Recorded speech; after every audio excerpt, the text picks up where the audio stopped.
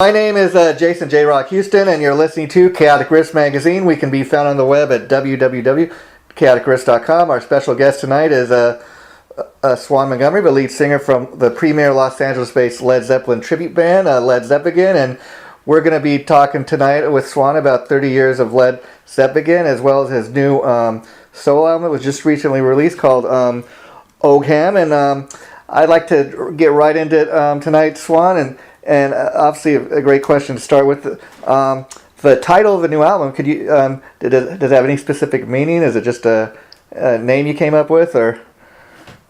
No. Well, first of all, thank you for having me on your show. I really do appreciate it. Yeah.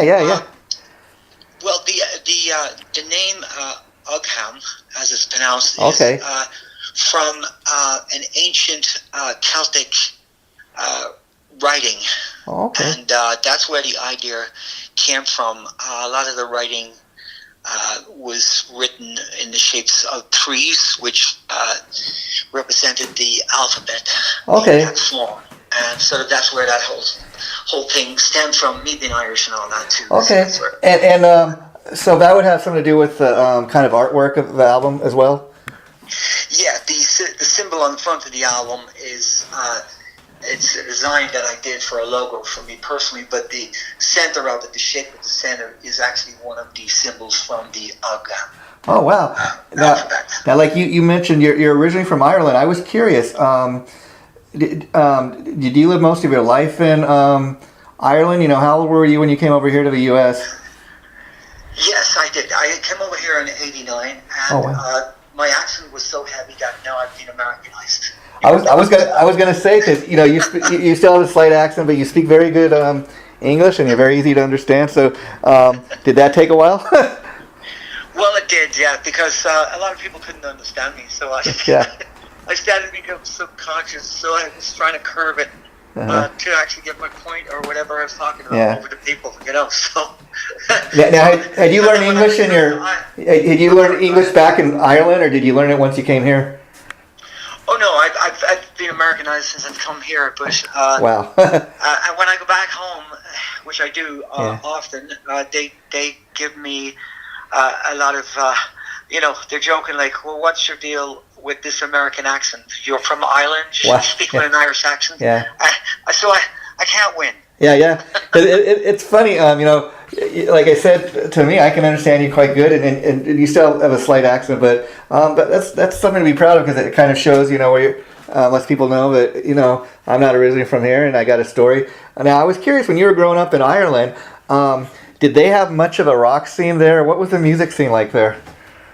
Oh, yeah, I mean, very much so. My growing up in Ireland was the 60s, 70s era. Yeah. And of course, we had Tin Lizzy. Wow. Of course, legendary Irishman. Yeah. Yep, I've seen them. I seen them play early, just before they became big, when they were three-piece, actually. Wow. And then we had Rory Gallagher.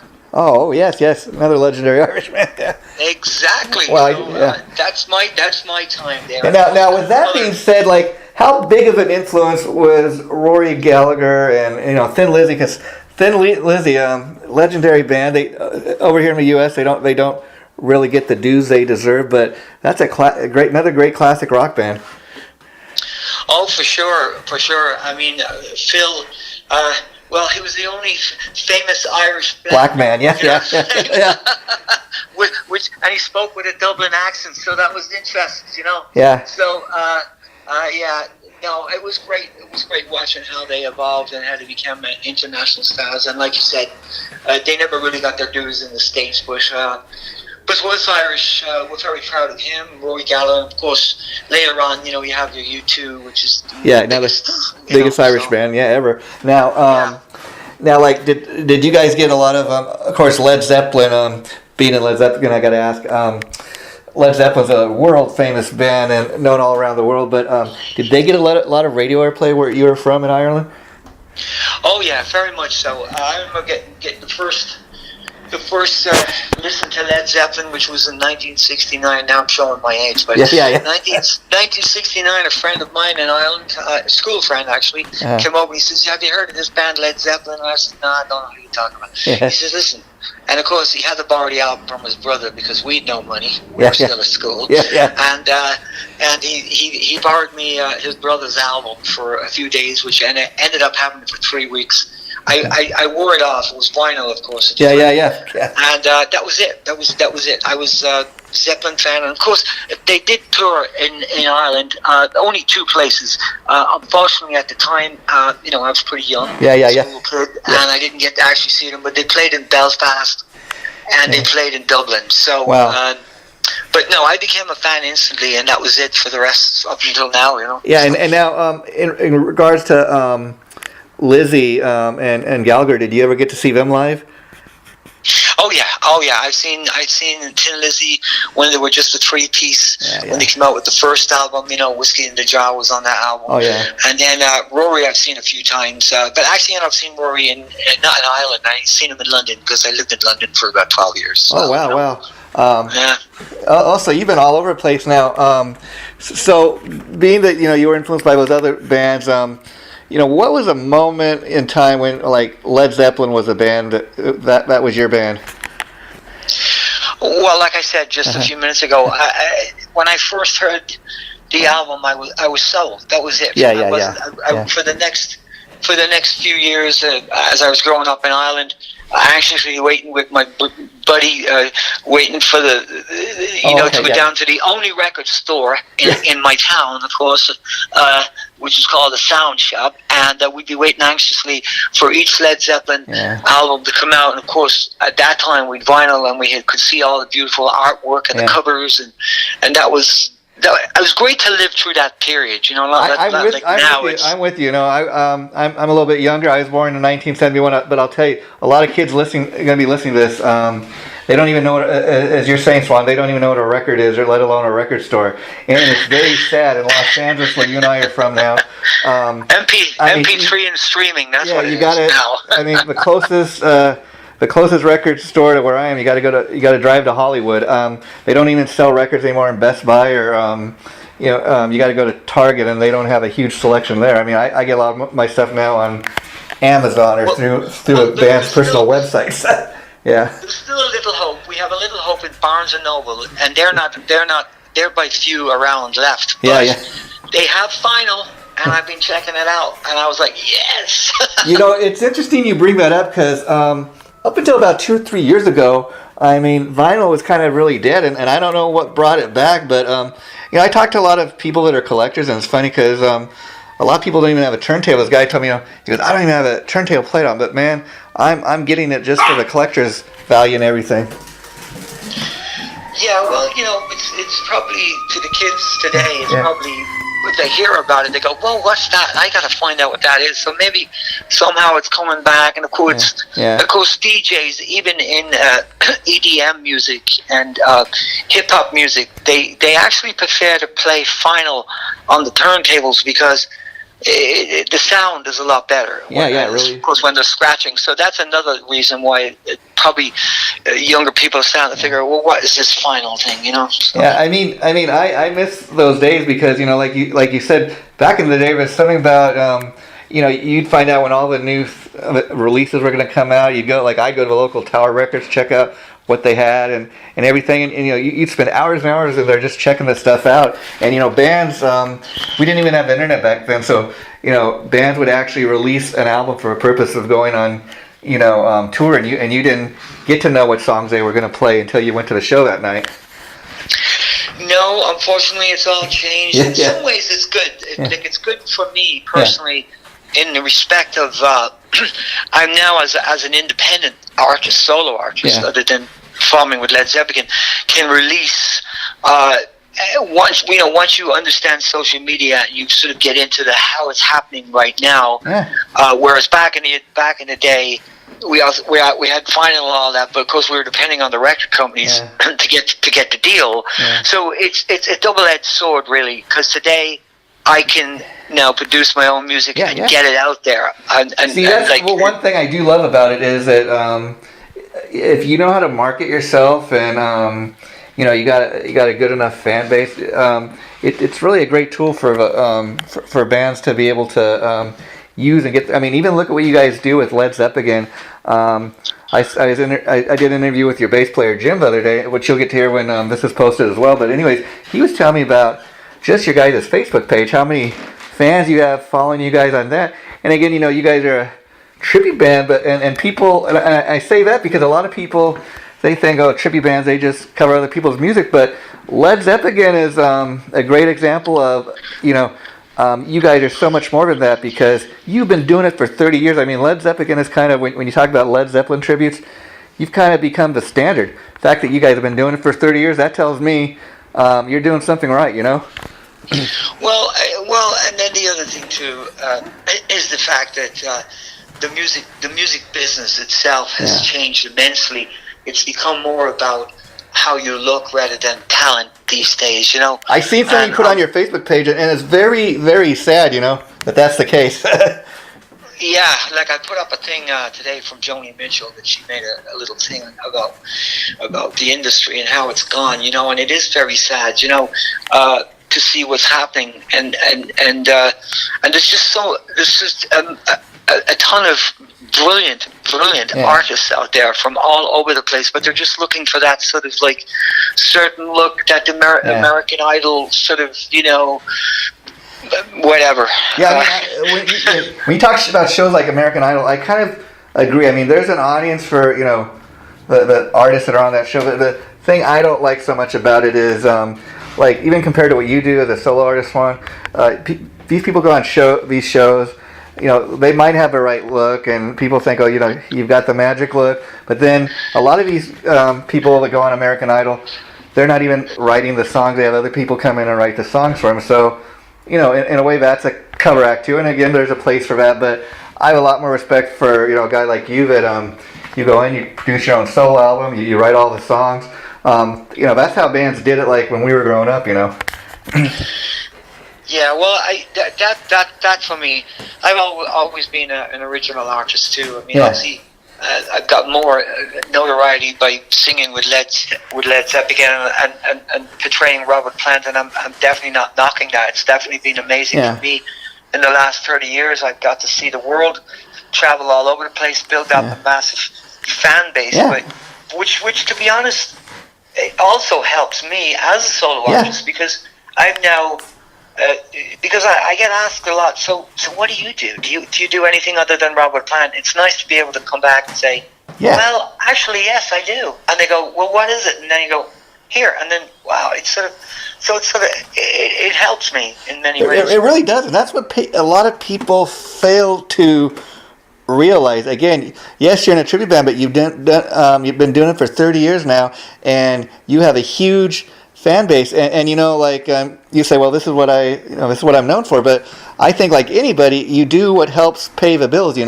Of course, you would much probably be a very successful solo artist in your own right, but you did what you have to do to get out there, and then as a result, I'm almost willing to bet that when people come to Led Zepp show, you guys got merchandise, and you might even be selling new solo at some of these shows. I don't know if that's the case, but that is the case. That will be happening. I'm expecting to have some CDs. As I said earlier in the interview, a lot of people are streaming these days and downloading, and the CD is disappearing.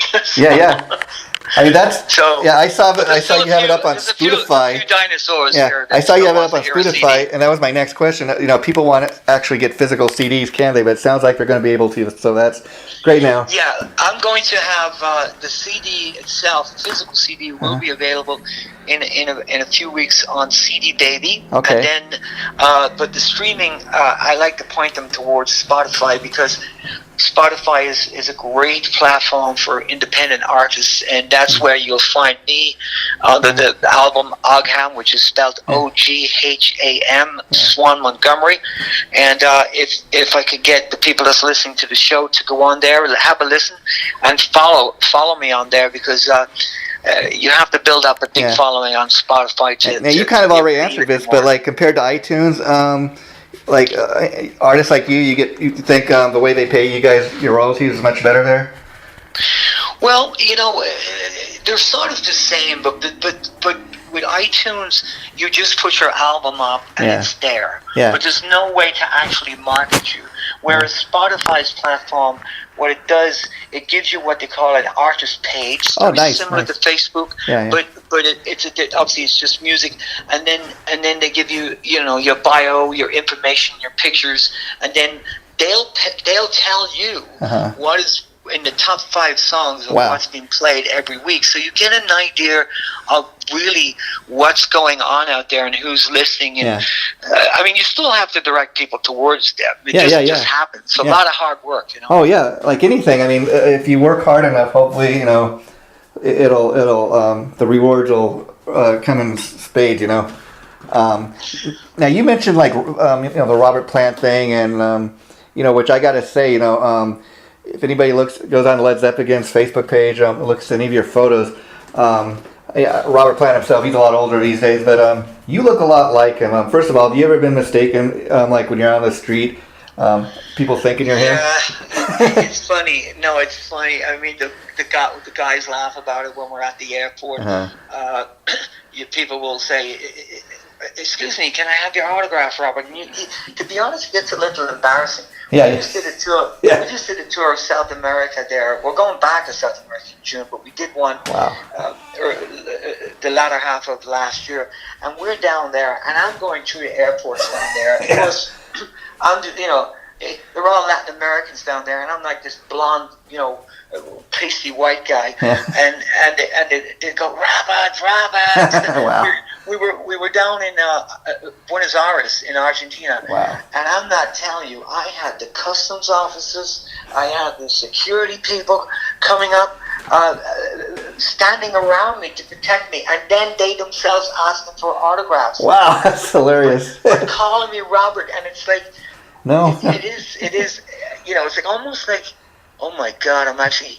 Do I really need to pretend I'm actually somebody else off stage? Yeah, not really, but I mean that is the highest compliment I think in what you do, because again, you're paying tribute to the man, and that tells you that if you're that convincing, even just off stage, you're and that's why I was going to ask you, like, the look is the way, like you try to look like him, or is that just kind of how you look at it? I guess what I'm getting.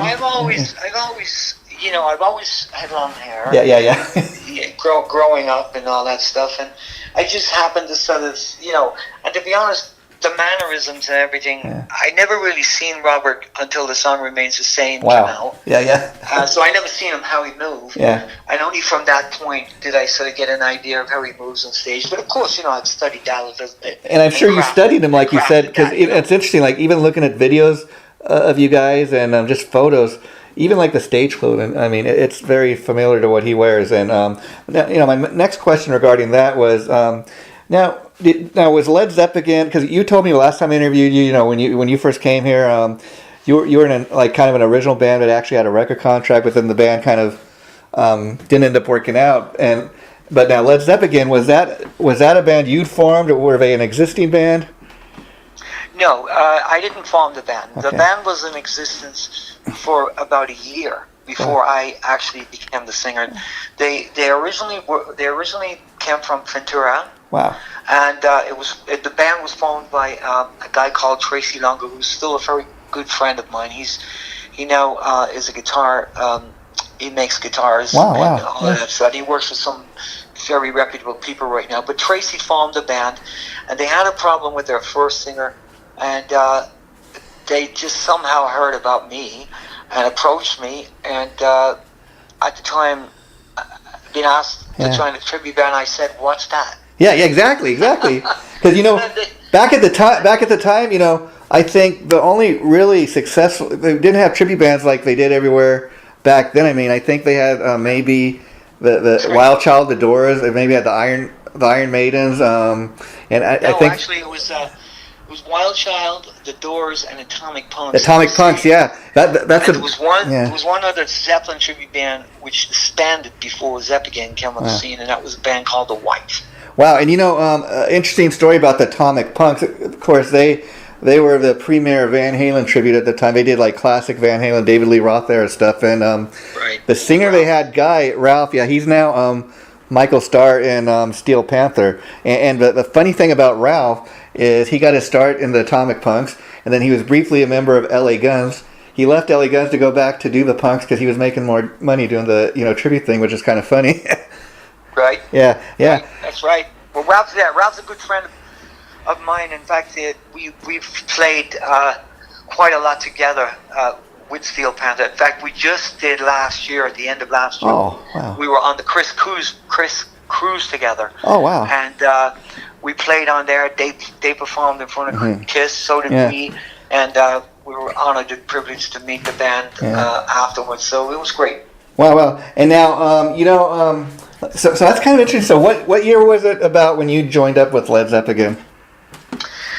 Well, let's see. It was about 1991. 1991. Wow. So that's amazing. So pretty much you've been with them almost the whole entire 30 years. That's great. And now again, going from that point where you had no idea what a tribute band was.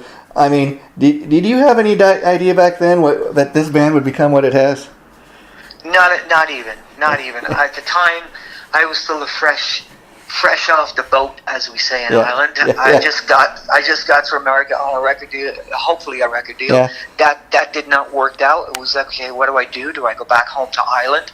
And then this tribute thing sort of came up, and they said, well, now you'll be able to get paid some money. Not a lot, but you get paid some money. And I went, oh, this is interesting. Yeah. So they said, but you have to learn some Led Zeppelin songs. And I'm like, okay, I think I can do that. Yeah. And then the challenge really for me was to like, okay, well now I'm going to betray somebody I've admired for years.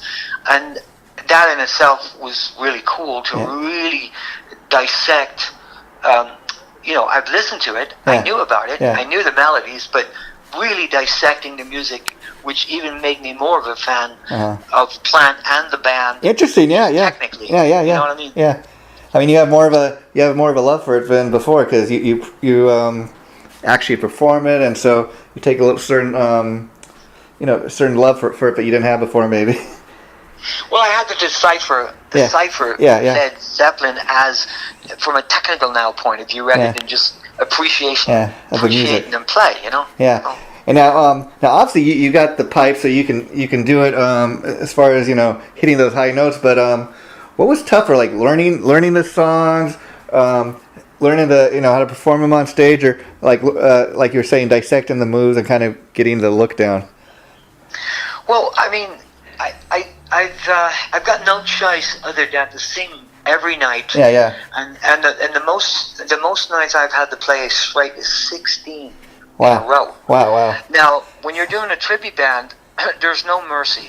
Yeah. You basically have to know your stuff. Do the moves, and of course, most importantly, sing as close as to Robert Plant. At least hit the notes. Yeah. And in the tribute world, the fans of the tribute bands have no mercy. If you do not hit that note, you're going to the gallows pole. Well, I love it. I love that. But the thing, Swan, is like I said, people go on your they go on your YouTube, or they go on the Led ZepAgain Facebook page, and they look at the videos and photos. Not just you, but the whole entire band. You guys are very convincing. And the cool thing, I was talking to your bass player, I told you, Jim, the other night, and he was talking about, obviously you guys have been officially endorsed by Jimmy Page. You and Jim were both telling me, the last time I talked to you, that you guys were actual special guest in London when they were filming the Celebration Day DVD and that. And that's got to just be the ultimate compliment, because, back in the day, like in the 80s, Robert Plant, he hated like bands like Whitesnake, who David Coverdale would call David Cover version. He thought he was like ripping them off. So for them to really endorse the band, that's got to be a cool thing. Well, I mean, it was just a magical moment at the time. I mean, the fact that he came up and he just says, you guys sound just like we did when we were starting off. I mean, that's the highest compliment you get. And then the next thing we're having an invitation over to see them play. I mean, it's absolutely amazing, that we've been sort of somewhat blessed by our peers. And that we're carrying the flag, as to speak, considering they're not playing live anymore, and to be honest, probably won't at this point. The see Robert Plant doing more solo tours. I don't think I mean, I read something quite recently. He just says, "Look, let the past be the past and start listening to new music." Yeah. Now, I sort of like that because I'm like, well, come on, listen to Ogham. You know? Yeah, which we'll get into in a minute. Now, as a Led Zeppelin fan, when they decided to break up back in 1980 following Bonham's death, were you shocked at the time? Did you think they should have carried on, or what's your thoughts on that? No. Well, first of all, yes, I was shocked. Yeah. I was living in London at the time. I remember it quite clearly. I went down to the local newsagent, picked up the paper like I did at the time, and there it was in the Daily Mirror. John Bonham has died. I'm like, what? Oh my God, shocked. And then, of course, a few weeks after that, they made a statement saying, no, we're not going to continue without our friend. Yeah. And to be totally honest, in my opinion, I'm glad that they didn't. Because to me, I mean, I understand the Who, and I understand all these other bands, and they want to keep going, making money, whatever it is. Yeah. But you got to respect that they just held firm and just didn't want to do it. Yeah. And to be honest, you know, I've seen Jason, and Jason's great, and I've seen, he's also a friend of mine, and to be honest, it just wasn't. It's just not Led Zeppelin. You know what I mean? It's not. Yeah. That's it. And then, before we get into talking about... Good for them. That's my answer to that question. And to be honest, Robert holding firm and not wanting to do it, probably because, I mean, he was within the four of them. I don't know if you know, but Robert and John were from the same area. Wow. And they were best friends. And now, Bonham was very close to Robert. So the fact that he just doesn't want to do it because... you know, and because of his friend, you gotta respect that. And let's face it, Robert's gone out. He's now down 10 albums? Yeah.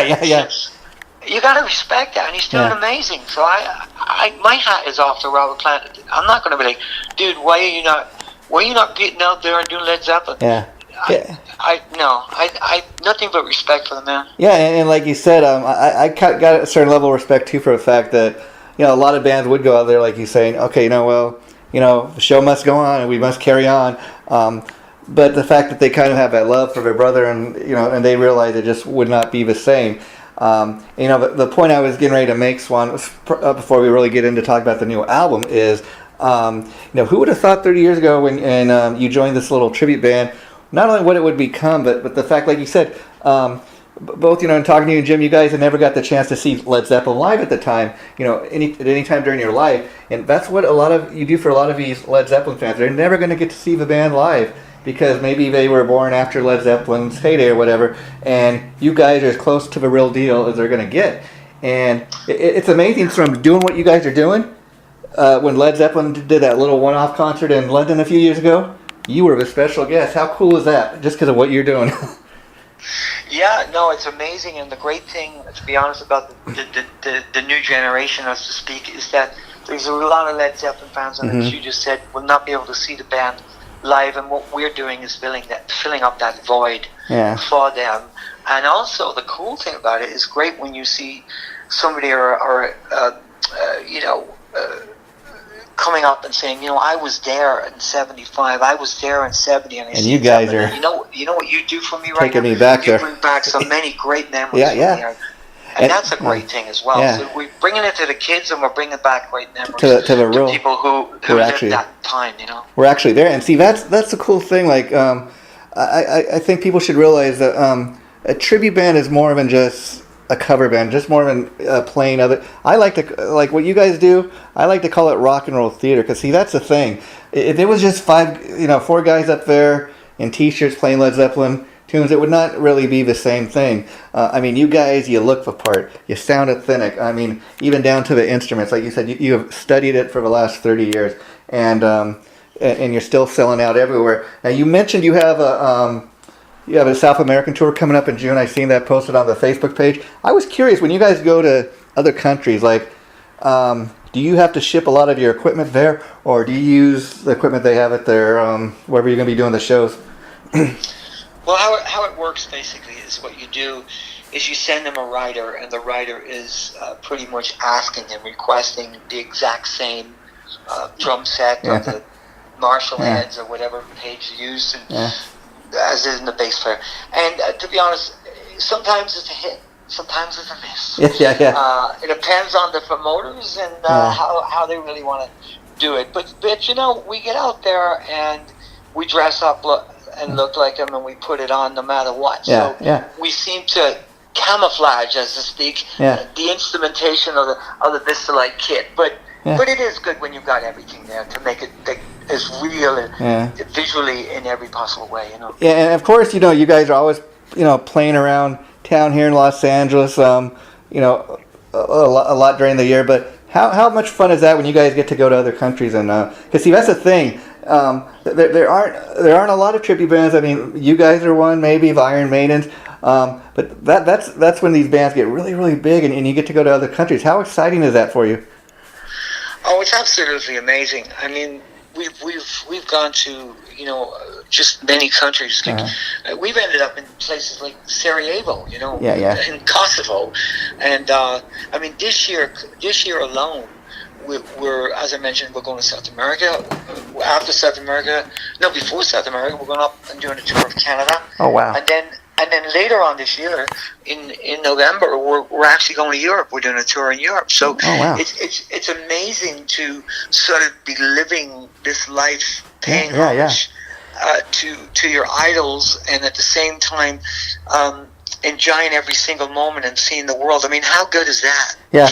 Now I'm not complaining. Yeah, not complaining. Now, I do want to now get into talking a lot more about the new album, Ogham. Now, is this your first solo album, Swan, or is this? That's obviously your latest one. But have you released a solo album before? Well, I did a long time ago, but the thing is, I didn't really push it. I didn't really do a lot with it. So it's not the first one out the gate, but the other one never really got it. Any sort of headway, because at the time, as I said earlier in the conversation, it was all to do with record deals and any exposure. But it's a different gameplay right now. So this, but this is the first album that I've really gone, all out in marketing and pushing, and I've got, I'm ready to also do. I've got like 3 albums worth of material. Wow! I've also been doing a lot of cover songs as well by the likes of Peter Gabriel, even Led Zeppelin. I've done a great sort of version of No Quarter, but not like Led Zeppelin. What I do is, when I take on a cover song, as to speak, it's also to try and make it sound to what I do with my original material. So it's got that sonic sound and that sort of, that's a Swan Montgomery vibe there on that. Do you know what I mean? And I do covers. To be honest, sometimes it helps promote the original material, because if you do a cover, you give it away. You don't charge people for it. Oh yeah, it draws them into what's this cute? What's this original stuff? That's the way they did it back in the day. A lot of the bands they get their first hit with a cover tune, and then and that's how a lot of the bands would get broken back in the day. But you made a very good point, because I'll be honest, I haven't had a chance to hear the whole album, but I've heard a couple of the tunes. That now you mentioned the Peter Gabriel cover. Is that on the new album, or is that something just independently released on its own? It's all in. Any of the covers I'm doing are independently connected to videos right now. But what I will do, I've done about 10 covers. I'm going to actually release an album under the Swan Montgomery banner. Cool. Stylistically, and it's going to be called Cover This. So, wow. I like that. So that's going to come out in the next few months. But right now, I'm just focusing on this album, and then what I'm going to be doing is I'm putting together to perform live as well. Oh, that's going to be the next question. Oh, good. I'm glad to hear that. No, I'm going to be. It's a very how can I say? It's not like one of these things that you would put in a bar gig. It's a very artsy sort of presentation. I'd almost say like spiritual, atmospheric. I mean, I don't know how to fusion. I think on your website you described it as fusion, but see, that's the kind of the stuff I have heard so far. That's what I kind of dug about it. Is you would typically expect this guy's in Led ZepAgain, so he's either going to put out something that sounds like Led Zeppelin or all that heavy like British heavy rock, but you but that's the whole idea. When you do a solo album, you kind of want to say, this is me, this is my influence, this is what I bring to the table. Well, a lot of this stuff, it doesn't blatantly sound like Zeppelin, but it's like a lot of their influences. Their influences, came from, of course, the Black Country, which is where Robert and John was from, and Wales and all this stuff, and like all the open tunings. Yeah. That he wrote all the amazing music on, but that's all Celtic orientated tunings and like style. If you listen to Kashmir, so I grew up with that. You know what I mean? Yeah, like if you listen to Kashmir, that's almost got some Indian influence into it. Exactly, which is I'm influenced because it says world fusion. Yeah. Basically, I listen to everything from all the different countries, from Indian music, from South America, from Native American Indian music to I listen to Scandinavian music, and what I've done is sort of fused it together in one little pot here, and it's sort of come out interpretation. It's my interpretation of how it's coming out on this album. Just bringing many different influences and just sort of pulling them together through what I like to hear as an individual. And now, I'd like to ask about the Peter Gabriel song. Now, obviously, he's another influence you have. Now, did you become a Peter Gabriel fan back when he was in Genesis, or are you more of a fan of his solo work? I became a fan of Peter Gabriel after Genesis. Now, I did like him, of course, with Genesis. I went to see Genesis live, and what they didn't have Peter at the time. It was Phil Collins was fronting the band. But no, it was afterwards when he did the album So, and he got into that sort of again eclectic world music is really what drew me to Gabriel and how he approached many of those really cool song releases that he's done in the last few years. Yeah, it's kind of funny because I had no idea who Peter Gabriel was until that album came out in 1986, and you heard Sledgehammer, and he was all over MTV and that, and then I heard about okay, he was a singer in Genesis before Phil Collins. Now, if you listen to any of that stuff he did with Genesis, like you said, it's really artsy stuff, and it sounds nothing like Genesis with Phil Collins. Obviously, they're two different types of singers. Right. What they did with Collins is much more pop candy, like aimed towards like MTV and radio. Whereas before it's more progressive. Yeah. Now progressive rock music. So. Yeah. Now, are you a fan of both eras of a band, or you lean more towards the Peter Gabriel stuff? The Peter Gabriel stuff, to be honest. Yeah, I like anything off the wall. Yeah. And to the left. Okay. I like stuff like that. Like, there's a band I could mention to you. I bet you haven't heard of it. They're a band called Dead Can Dance, and they sell out theaters all over the world. But you haven't probably heard of them commercially yet. I'll have to check it out.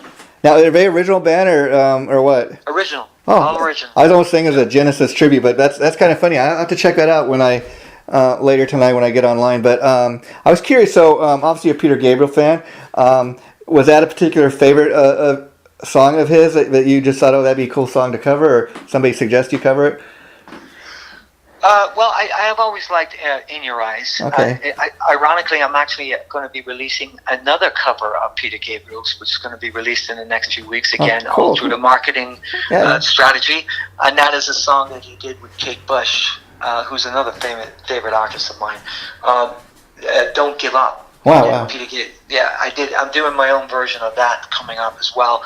So, no, it was just more a popular song, and I figured I'd do something that people were more familiar with. If they didn't hear Peter Gabriel, they definitely heard the song. Yeah, see, that's the cool thing about what you're doing. I dig that. Like, the fact that not only do people now have the opportunity to get this great new solo album by Swan Montgomery, but you're doing these covers, like, and it's if you think about it, it's great marketing too, because like you said, okay, people might, if they're a Led ZepAgain fan, they might go on and check. Okay, I'll go on his site. I'll check out one of these new songs on his solo album, but they've never maybe heard the song before. But then they see, he covered Peter Gabriel. Okay, I'm going to check that out too. So you're getting a little something extra for the fans besides just a new album. Oh yeah, and I try to be pretty versatile. I mean, I've done some Irish songs even. Oh, again, how cool is that? My interpretation. Yeah. Because you have to, if you're going to create a brand, which is in this case Swan Montgomery, stylistically, it's like you have to create a style of music. Like Gabriel's got a certain style. Yeah. There's a certain, you just know it's Peter Gabriel. Yeah. So I had to come up with something from my perspective that wasn't all over the place. Like I stay away from the drums. I don't use drum kits, for instance. Okay. I don't really use a lot of electric guitars. I use a lot of very organic sounds. Wow, interesting. Yeah. If you listen to the album, there's no drum kit on there. There's no drum kit at all. See, when you're listening to it, it just like to the human ear, it sounds like music, and I don't know how many people typically just sit there and or listening for drums or whatever. But like when I listened to the song Afterglow, that did it had kind of it was like a combination of it kind of reminded me of Cashmere, like an Indian influence, but it was probably it was much easier to get into, because it had more of a rock influence, but it's not, at the same time, it doesn't hit you over the head, if you know what I memean. Right.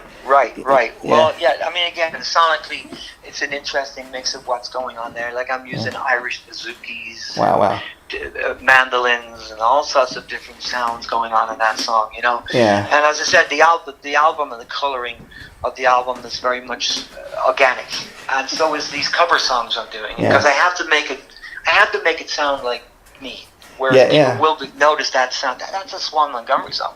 Yeah. It's very similar to, sort of, Plant has somewhat of a brand. With Definitely, yeah. Of what he's doing right now with the sound he's created with his band. I mean, obviously he's gone through a few bands over the years. Yeah. He's changed, from, we'll say, when he had, Pictures at 11, that album, when he had Phil Collins on the drums, and Robbie Blunt, I think, was the guitar player, and then he went into the sort of Heaven Knows, where it was all very electronic, 80s sounding, and now I think he's gone back to this sort of really cool, eclectic deal going on, where he's using, again, Indian instruments and different sounds from today, that's sort of fusing all these modern sounds to sort of make it hip and into what's actually happening musically today, So he's very smart, very smart. Yeah. Very interesting. Now, as far as recording this new album, I was curious. So, do you not only sing, but do you play all instruments? Do you have other musicians come in and play with you, or?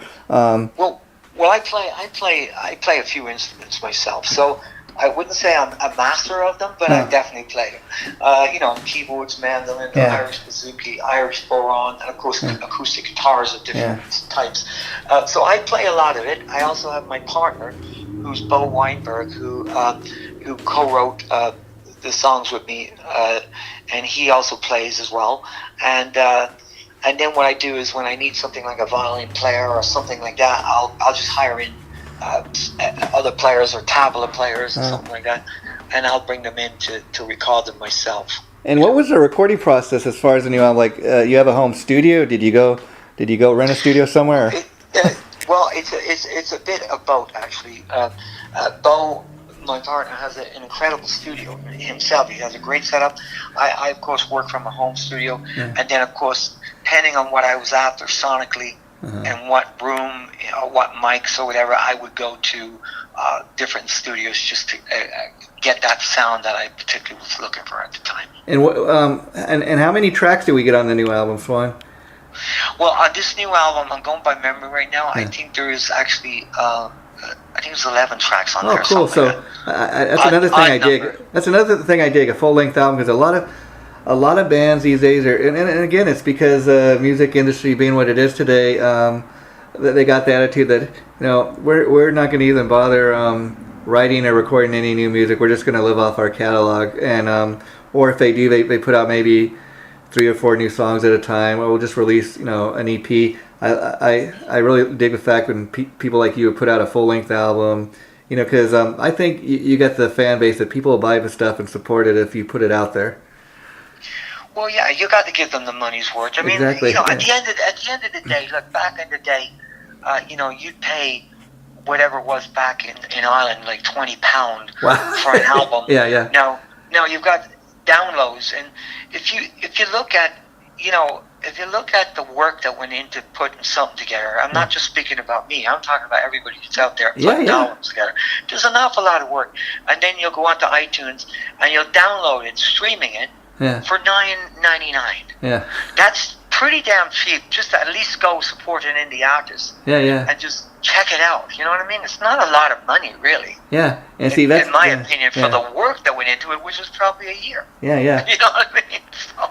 I remember a few years ago, I went to see the band Tesla, and they put out like you're talking about a 2 CD set of like it was a great covers album they did. Now you could go buy volume 1 like at Tower Records at the time, but if you wanted to get the second volume, you'd have to go see the band live, and they give it away as a free gift as you entered the concert. And again, stuff like that is just super cool to me, you know, because it's a great marketing tool, way to get people to your show.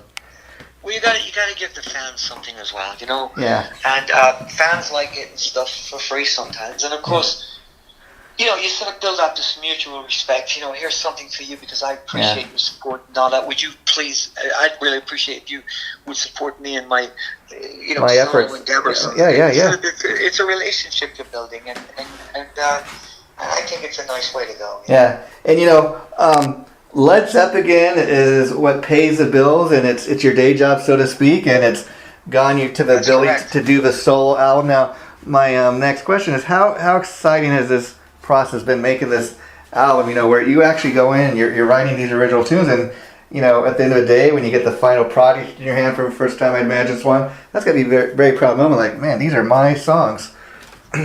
Oh yeah, I mean, it's a great feeling. I mean, as I said, you know, behind all the scenes of 30 years of Led ZepAgain and singing Led Zepp music, which I totally respect and love, and I've not got bored with any of it even to date, but truly inside me of who I am and what I am is this solo artist and who likes creating my own music, and I've been writing music in different forms and shapes, even writing soundtracks. I've actually got some music on indie movies, not something that's blown up, but I've had the privilege of writing on some movies, and it's great to sit down there and to be challenged to write a piece of music to a scene, and then of course as an artist just to write from your own inner self and your spirit and what you love, you know. And I love that. I just love that whole thing. I love it more. I have to be honest, I do love it more than I love it more than playing with Led ZepAgain. But the thing is, as you just pointed out, Led ZepAgain pays the bills. The solo, I'd probably be pushing that and not making any money at the beginning. Yeah, but it goes hand in hand right now because ZepAgain has blown up, and it's helping me as a solo artist, which I feel blessed that the name is helping me, because it's not easy for a solo artist just to come out the gate. Yeah. It's not. Now in that regards, let me ask you. Now, like you said, Led ZepAgain is still blowing up all over the place. You guys got these big tours coming up. Now, Swan Montgomery is a solo artist. That's totally a separate thing. But could you ever see like maybe at a Led ZepAgain show, maybe saying, "Okay, I know you guys came here to see us like perform Led Zeppelin, but I want to do something special for you guys. This is something off my latest solo album. I just want to see what you guys think." Or would you rather keep the two separate? Well, I'd like to keep the two separate because, to be honest, people are paying their money to come see Led Zeppelin because they want to hear Led Zeppelin, and I'm certainly not. I wouldn't sort of take that liberty. Now, I might open up for myself. Yeah, there you go. That's another. Now, is that something you thought about? Because that would make for a very interesting show. Because I mean, I don't know. You have maybe another band in between, but I mean, you'd really have to have a lot of energy to do it. But at the same time, I mean, Led ZepAgain is like a full-blown rock show, and then what you're doing with this Ogham album is it's a lot softer, and so it doesn't take as much energy. But have you thought about something like that? Because I think for the fans that would be a totally cool thing to see. I know I'd go see it. Well, I'm actually toying around with the idea. I don't know yet, but because it is a different genre, as you just pointed out. Yeah. So you got to be very careful here. So.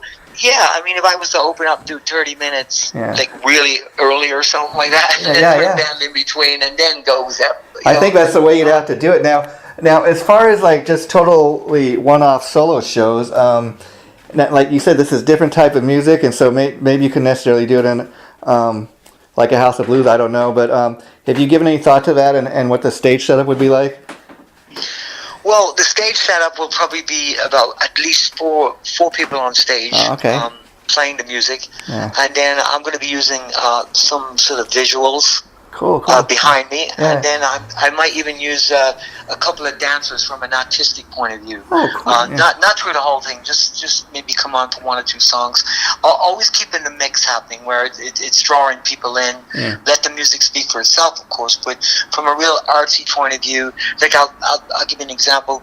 The venues I'm looking at and trying to see if I can get on right now is venues like Warner Park. Wow. Okay. Down there in Topanga. There's another beautiful venue called the Grand Performances, which is downtown LA, and it's a beautiful open door venue, and they deal with a lot of world music eclectic artists. Wow. And then there's a couple of cool theaters, like in San Pedro. This is called the Alvis Theater. And then there's another one called the Annex, and they're sort of geared towards this sort of artsy world Music, yeah. music, so these are the venues. Like I wouldn't be playing, we'll say, at a place called Paladino's or anything like that. Yeah. But the cool thing about that one, I mean, it just proves to me that you don't need anybody to help you come up with great ideas as far as like these shows, because hearing you talk about your ideas for like the solo shows. But the other cool thing about to me is summertime's right around the corner, and a lot of these places you're mentioning are outdoor venue that's going to start getting hotter. The weather's going to start being nice, and it's just like you said, compared to like doing your typical Led ZepAgain show to what you're talking about. It's going to be like two different polar sides of the universe, if you know what I mean. So if people come see the solo shows, they're going to really get something intimate and special, I think.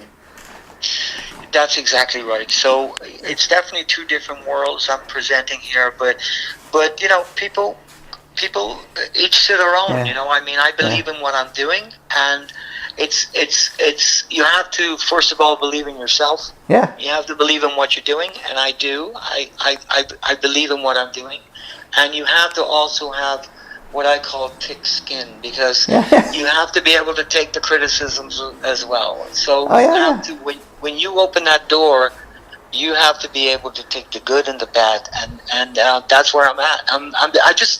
I just like what I'm doing, and at the end of the day, life is short, and you have to live it to the to as much as possible, to the best of your ability. Yeah. And I'm doing exactly what I love. Which to me, at the end of the day, people have a different meaning of what success means to them. But like you said, at the end of the day, if you're able to, go and do what you do professionally and enjoy it, and you enjoy what you're doing, and you're proud of it, and you can hold your head up high, that's what it's all about. Because at the end of the day, you got to please yourself first. I mean, just think about for a minute, if you were, if you had a manager and he's telling you, okay, man, you're going to go and we're going to have these other people write these tunes for you, and you're going to do it, and your heart wouldn't really be as much in it, because this is your personal art, stuff you personally wrote, stuff that you personally experienced. Like I seen a song up there that was about the passing of your mother. That's a very personal song for you to. I'm so happy you brought that one up. Yeah, I actually just released that one yesterday on a video. Yeah, so I appreciate that. That is the song. Yeah. That is an actual song from the album. So. Cool. I mean.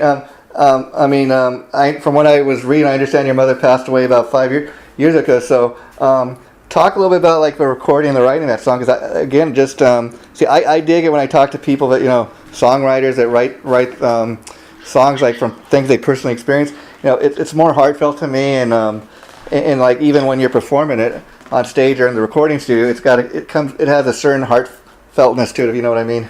Well, it's very, very emotional for me. I mean, my mother. All our mothers are just wonderful, wonderful people. Yeah, we're lucky enough. My mother, we're very lucky. Yeah, my mother. I mean, she's a beautiful woman, and she did good by me. And it's 5 years gone now. Yeah. And I was just in that right headspace to compose some music. Yeah. And then what actually happened was, I couldn't get my hands around the lyrics. It just wasn't coming out the way I wanted. Maybe because I was very emotional. Yeah, of course. Yeah. Whatever. But my wife. Elena Montgomery actually knows my family well, but she could relate to the emotion, and she's a great lyricist herself. And on this particular song, she's the only, like, my partner Bo wrote a lot of the lyrics on the rest of the songs, but she wrote on this particular only because she could connect to me emotionally, and she wrote the lyrics in a matter of 10 minutes. Wow, wow. And then she played it back, and I just looked at it and I went, I can't believe you've captured everything I was feeling, the visual, the aspect, all the emotions are just there. I can't believe you just did that. And so I just married the two together. Yeah, wow. And then it just came out that way, and then I sang it, and it brought me to, I won't deny singing it, I wasn't shedding a bit of a tear. Of course. I did, to be honest. So. Very, very heartfelt, like I said. And I find that's oftentimes, as emotional as you may get, creates the best music or the best songs is, when you go in there and you're really writing from your heart, so to speak, or talking about something you personally went through in your life, Well, it's a spiritual thing, and unfortunately, some of the greatest songs that people have written is through tragedy or loss or something, and that's where musical artists go. That's where they really shine, I think, when they really can feel some emotion, and then translate that to somebody else, maybe who's gone through the same thing, or can take something else even from it emotionally. Now, that's a great power to be able to do that. And so it's kind of interesting because you're talking up in this song you're singing, paying tribute to your mother, of a woman that gave you life, and then the woman you're married to, the love of your life, and that she helps you create the song. I was just kind of curious. Has she ever written songs before? Is she a musician herself or a singer in her own right? Well, no, she's not. But that's kind of interesting. Wow. She's actually an amazing lyricist. Yeah, she's wow. an amazing lyricist. And we ourselves have been tying around with music, in the last 4 years. Wow. We actually composed some other songs together. And we're thinking maybe of releasing that somehow. Of course, when you're focusing on one thing, which is what I'm doing, this solo thing right now, you have to stick with it. You have to get the brand out. But we're definitely tying around with the idea of releasing. I wrote sort of all the music and all the melodies, and she's done all the lyrics. It's about something like 9 songs sitting there on a hard drive, waiting to see the light of day. So and I'm almost future that will probably happen. That's something to look forward to. I'm almost willing to bet the fact that you guys are so close and you see each other every day. That's got to be a very very cool collaboration. The fact that like you're saying, it just sounds like hearing you talk about it, like when she wrote this song, or helped you with the lyrics, that very inspiring, very awe-inspiring. It's just you guys must have a magic chemistry there. Well, she's an amazing woman, and she definitely, I'm a very lucky man, and that's all part vice versa, of the relationship, Yeah. And the fact of not just meeting somebody that you really care about and love, and then you have this sort of like other thing going on where she's connecting to you, maybe not as a musician, but she's connecting you through her lyrics and her poetry. Which I, as an artist musically, will connect to that and go, whoa, I love that what you wrote. I feel I could write something to that. So that's that's like a sort of an Elton John, Bernie. Totally. Yeah. Now, you know what I'm saying? That type of thing, Yeah, well, Swan, I enjoyed talking. I want to wish you all the luck with the new album, and I'm gonna when you guys play here. You invited me to a few shows. I'm gonna see if I can make one of those shows in a few weeks. So if I get a chance to make it, I'll come up say hi to you. But please keep in touch, my friend, because anything I can do to help you promote either Led ZepAgain or any of your solo stuff, I'd be happy to do it, because I'm a big fan of what you do, and I'm a big fan of like independent artists, because again, I think it's great what you do with Led ZepAgain, that pays the bills and it's helped build your name. But now I hope we can get people to check out the solo music. What has been the response so far since you put the album online? Well, it's been great, actually. It's building. Obviously, I've been doing a lot of marketing and like I said, so it's going well. Obviously, I would appreciate, as I said earlier on, you could go to swanmontgomery.com. Okay. Go to Swan Montgomery Artist. Obviously, I got a personal page, but go to Swan Montgomery Artist on Facebook. Okay. And of course, go to Swan Montgomery Ogham on Spotify. And I would appreciate everybody's support here in getting the album listen to, and just check it out, everybody. Yeah. Now, one more time, Swan, before we go. When do you think you might have like actual physical CDs for people? Any idea how many weeks or a couple months away? I will have on the first week of May. I will have CDs available. Well, I'll tell you what, my friend. First week of May, I'm going to reach out to you, and I'll see if I see if you could send me a CD. And what I'd be happy to do, besides writing up a nice review, is maybe we do a follow-up interview. And what I'd like to do then is, like, once I've had a chance to hear the whole album, we could maybe talk specifically about some of the songs if you like. But that's just an idea. But let's keep in touch, and I'll let you know when this interview gets posted. Probably within the next week or two. But as soon as it does, if you'd like to post on any of your sites, you're more than welcome to do so. So anything else you'd like to say before we wrap this up? I just want to appreciate your support, and I appreciate the way you're allowing and helping independent artists. That's just fantastic, and a great feeling to find somebody else who appreciates. But, yeah. Obviously, I'm a music fan, and I'll tell you a funny story real quick before we wrap it up. Is, like you said, I'm a big fan of supporting local musicians and that. And it's funny because a lot of times I'll write up a CD review, and somebody was telling me once online, how come all the reviews you post they're all good? And I was like, well, you know what? I don't want to waste time, because I got respect for musicians in the fact that I'm not a musician, so the fact that somebody else can get up on stage and do what they do, that takes a certain level of, artistry and craft, but because I can't do it, and so I would rather spread the love, as they say, talking about the bands and musicians that I am a fan of, rather than trashing somebody, Well, I appreciate that, and to be honest, it's very refreshing, especially these days, to be able to talk to somebody like yourself. I really appreciate that. Okay, well, Swan, we will keep in touch, and I'll reach out to you in May, and then maybe we can do this again. But good luck with the new album, and if there's anything I can do to help spread the word, let me know, okay? You got it, brother. Take care. Bye-bye. For everything. Okay, see ya. Bye.